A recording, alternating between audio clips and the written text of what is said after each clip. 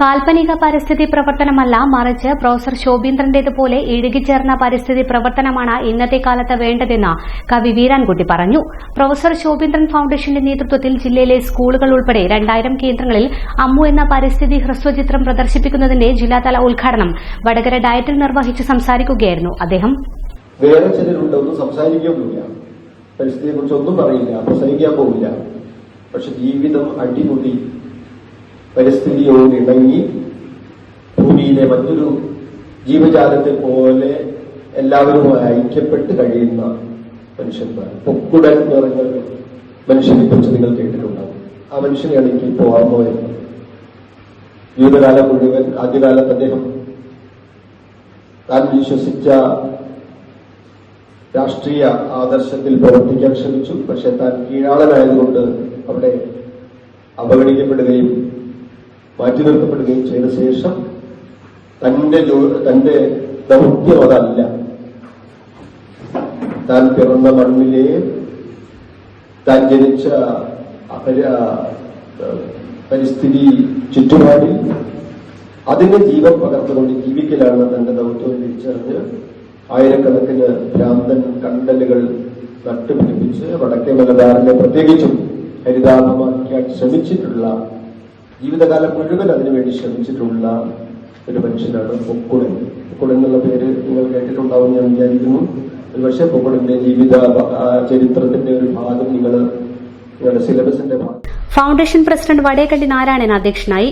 പച്ച വസ്ത്രങ്ങൾ ധരിച്ച്, പച്ച തൊപ്പി വെച്ച്, പച്ച ചെരുപ്പണിഞ്ഞ്, ഇങ്ങനെ പുറമെയൊക്കെ പച്ചയാക്കാൻ ആർക്കും കഴിയും.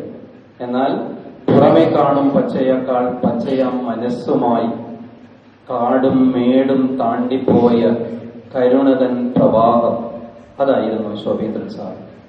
ശോഭീന്ദ്രൻ സാർ എന്നെയും സുരേഷ് സാറിനെയും സൽമാ മാഷയെയും നിഷ ടീച്ചറെയൊക്കെ അദ്ദേഹത്തിന്റെ ചിറകിനടിയിൽ വെച്ച് മേഘങ്ങൾക്കപ്പുറത്തേക്ക് പറന്നു പോയി ഞങ്ങളെ വിസ്മയ കാഴ്ചകൾ കാണിച്ചു തന്നിട്ടുള്ള ആളാണ്.